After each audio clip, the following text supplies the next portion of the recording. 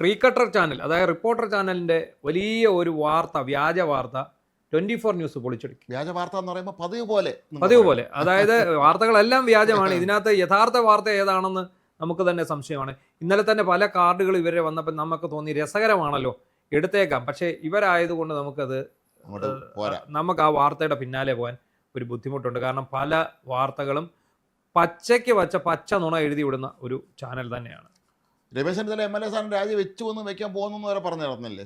K Sudhakaran BJP പോകുന്നു പറഞ്ഞ വാർത്ത വന്നില്ലേ? അദ്ദേഹം MLA സ്ഥാനം രാജിവെച്ച് പോകാൻ തുടങ്ങി. ഇന്നലെ കണ്ടോ ഒരു അഭിഭാഷകയെ, ദീപ ജോസഫ്, ഡൽഹിയിൽ ഇവർ പിന്തുടർന്ന് അവരെ ഭീഷണിപ്പെടുത്തുകയാണ്. അവർ ശരിക്കും ചീത്ത വിളിച്ചു എന്ന് പറഞ്ഞാൽ അവർ രതിജീവത എന്ന് പറഞ്ഞു, രതിജീവത എന്ന് പറഞ്ഞാൽ അപമാനിച്ചു. ഇവർ പറയുന്നത് എന്താണ്? ഈ അതിജീവിതമാർ, രാഹുൽ മാങ്കൂട്ടത്തിൽ കേസിലെ അതിജീവിതമാരെ ഇവർ അധിക്ഷേപിച്ചു എന്ന് പറഞ്ഞ് ഇവർക്കെതിരെ ഒരു FIR ഇട്ട് വെച്ചിട്ടുണ്ട്. ഇവർ ഹൈക്കോടതി അഭിഭാഷകയാണെന്ന് പറയുന്നു. സുപ്രീം കോടതി അഭിഭാഷക ദീപ ജോസഫ്. അപ്പോൾ ഇന്നലെ നമ്മൾ നോക്കുമ്പോൾ എന്താണ് ഈ ലേഡി വരുന്നു, ഇവരെ ഒറ്റതിരിഞ്ഞ് ആക്രമിക്കുകയാണ്. അവരുടെ മുന്നേ ഇതും കൊണ്ട് ചെല്ലുകയാണ്. അപ്പോൾ ട്രീ കട്ടർ ആണോ, ഞാൻ സംസാരിക്കില്ല എന്ന് അവർ പറഞ്ഞു. അപ്പോൾ ഉടനെ ഇവർ ഈ റിപ്പോർട്ടർ പറഞ്ഞു, ഞങ്ങൾ ട്രീ കട്ടർ എന്ന് പറഞ്ഞ് അപമാനിക്കുന്നു, അങ്ങനെയാണ് ഇങ്ങനെയാണ് എന്നൊക്കെ പറഞ്ഞ് മുന്നോട്ട് വന്നു. എന്തൊരു മാധ്യമ സംസ്കാരമാണെന്ന് നമുക്കിപ്പോഴും മനസ്സിലാവുന്നില്ല. ഇങ്ങനെ ഒരാളുടെ പുറകെ ഒരു സ്ത്രീയാണ്, അവരെ പറയാം നിങ്ങളിപ്പോൾ പറയുന്നത് പറയാൻ നമുക്ക് സൗകര്യമില്ല. പറയാൻ സൗകര്യമില്ലാന്ന് ഇവരൊക്കെ പിന്നെ G സുധാകരൻ്റെ അടുത്ത് പോലെ അദ്ദേഹം ചൂടായി ഓർക്കുന്നില്ലേ? അദ്ദേഹം ഇതുപോലെ കയറി ചൂടായി. അപ്പോൾ ഇപ്പോൾ എന്താ സംഭവിച്ചിരിക്കുന്നതെന്ന് ചോദിച്ചാൽ, ഇന്നലെയാണെന്ന് തോന്നുന്നു, ഇനി ഞാൻ റിപ്പോർട്ടർ ചാനൽ വലിയൊരു എക്സ്ക്ലൂസീവ് വാർത്ത പുറത്തുവിടുന്നു. TP ചന്ദ്രസേന കേസിൽ പുനരന്വേഷണം ആവശ്യപ്പെട്ട് കെ രമ ആഭ്യന്തരമന്ത്രിക്ക് നിവേദനം കൊടുത്തു.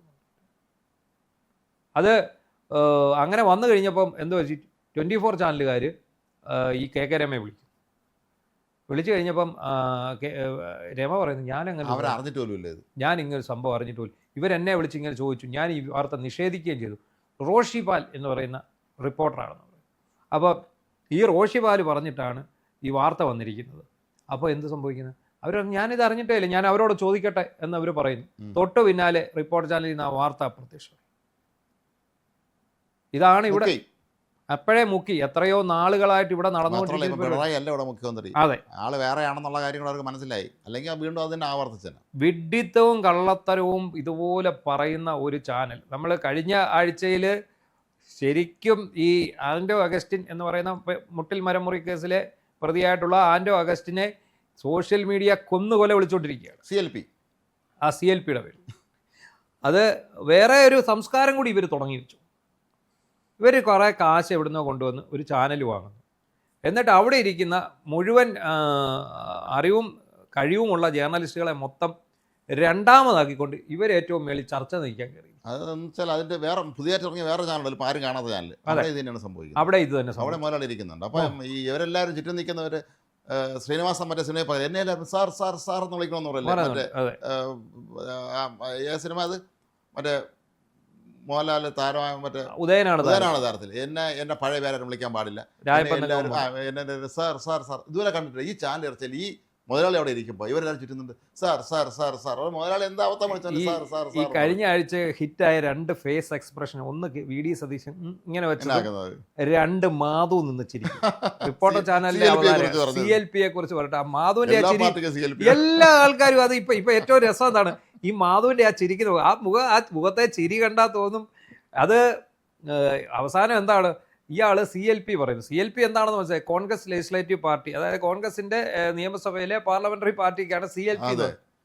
അപ്പോൾ ഈ ആശാൻ ഇതെല്ലാം വന്നിട്ട് CLP ഉണ്ട്, കോൺഗ്രസിന് CLP ഉണ്ട്, മുസ്ലിം ലീഗിന് CLP ഉണ്ട്, പിന്നെ CPMന് CLP ഉണ്ട്, RSPക്ക് CLP ഉണ്ട് എന്ന് പറയാണ്. അപ്പോൾ മാധു നിന്ന് ചിരിച്ചിട്ട് മാധുവിന് ചിരി അടക്കാൻ സാധിക്കുന്നില്ല. പക്ഷെ നമ്മളൊക്കെ ഞെട്ടിച്ചുകൊണ്ട് ഈ അരുൺകുമാറും ഇത് ശരിവെക്കുക. അദ്ദേഹം പൊളിറ്റിക്സ് അധ്യാപകനായിരുന്നു തോന്നുന്നു കോളേജിൽ. അല്ല, അരുൺകുമാറിന് അബദ്ധം പറ്റുന്ന ഇത് ആദ്യമായിട്ടല്ല. ജെയിൻ യൂണിവേഴ്സിറ്റിയുടെ പരസ്യം എടുത്ത് വെച്ച് ഭയങ്കര സംഭവമാണെന്ന് പറഞ്ഞ് വായിച്ച ആളാണ് അരുൺകുമാർ. അല്ല, മാധുവിനൊരു കാര്യം പറയായിരുന്നു, മുതലാളി തെറ്റിപ്പോയി ഒന്ന് പറഞ്ഞാൽ കുഴപ്പമൊന്നുമില്ല, ലൈവിലാണെങ്കിൽ പോലും മുതലാളി തെറ്റിപ്പോയി, ഇത് CLP എന്ന് പറഞ്ഞാൽ കോൺഗ്രസ് ലെജിസ്ലേച്ചർ പാർട്ടിയാണ് എന്ന് പറഞ്ഞാൽ അയാൾക്ക് ഒക്കെ അക്സെപ്റ്റ് ചെയ്യാന്നുള്ളതേ ഉള്ളൂ.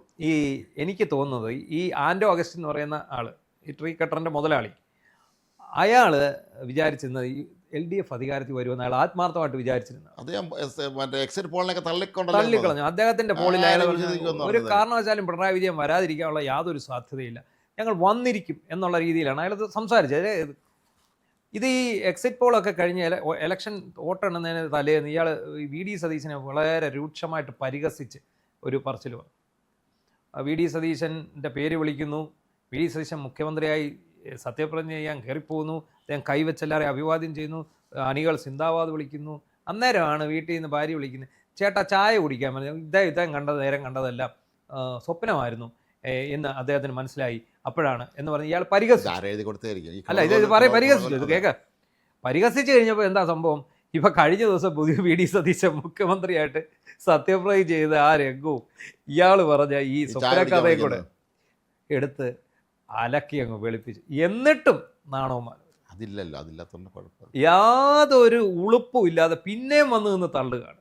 ഇത് എനിക്ക് തോന്നുന്നത് ഈ ഒരു വിദ്യാസുരനെ അവിടെ കൊണ്ടിരുത്തിയിട്ട് ഈ വിഡ്ഢിത്തത്തിലൂടെ അങ്ങനെയുണ്ട്. ഇപ്പൊ സോഷ്യൽ മീഡിയയിലെ തരംഗമാണ് അത്.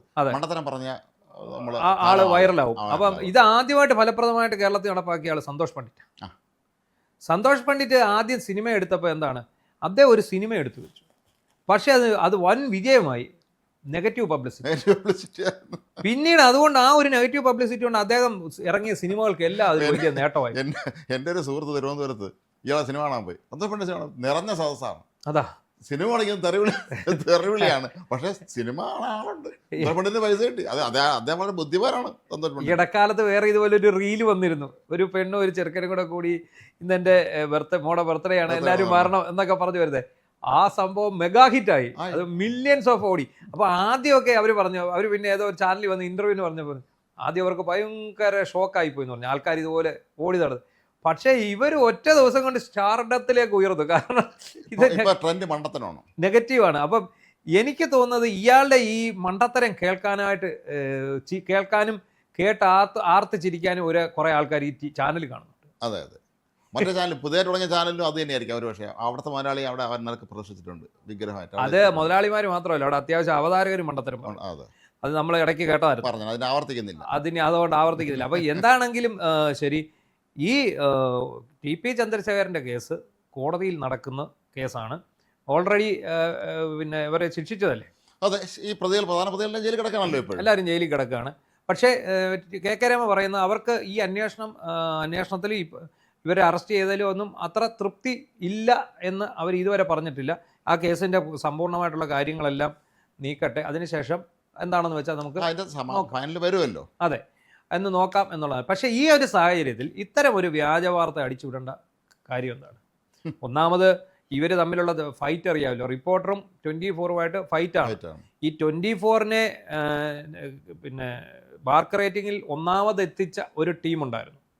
ആ ടീം ഒന്നടങ്കമാണ് റിപ്പോർട്ടറിലേക്ക് പോയിട്ട് ഈ റിപ്പോർട്ടറിനെ പൊക്കി ഉയർത്തിക്കൊണ്ട് വന്ന് ഇവരിപ്പോൾ അങ്ങോട്ടും ഇങ്ങോട്ടും 2-3 സ്ഥാനത്തിന് വേണ്ടി ഭയങ്കര മത്സരം നടന്നു. അതാണ് അത് കഴിഞ്ഞിട്ട് ഇപ്പം ഇവർ തമ്മിൽ അങ്ങോട്ടും ഇങ്ങോട്ടും കേസുമുണ്ട്. അപ്പോൾ അങ്ങനെ ഇരിക്കുമ്പോഴാണ് ഇത്തരം ഒരു കേസ് വരുന്നത്. അപ്പം എന്താ സംഭവിച്ചതെന്ന് വെച്ചാൽ വേറെ ഒരു ആലും ഇത് പിടിച്ചില്ല. 24 ഇതൊരു പൊളിക്കുക എന്നുള്ളൊരു യജ്ഞമായിട്ട് ഏറ്റെടുത്ത് ഡയറക്റ്റ് KK രമയെ വിളിച്ച് KK രമയുടെ ഇൻ്റർവ്യൂ സഹിതം വോയിസ് സഹിതം അവർ ഇവന്മാരെ പൊളിച്ച് കൈ കൊടുത്തു. അതോടുകൂടി വ്യാജ വാർത്തകൾ മാത്രം സൃഷ്ടിക്കുന്ന ചാനലാണ് റിപ്പോർട്ടർ എന്നുള്ളതിന് ഒരു അടിവര കൂടി ഇട്ടുകൊണ്ടാണ് ഇത് മുന്നോട്ട് പോകുന്നത്. തുടങ്ങി വെച്ച പ്രസ്ഥാനമാണല്ലോ. അതെ, സ്വാഭാവികമായി നമ്മൾ അത്രയും പ്രതീക്ഷിച്ചാൽ മതി.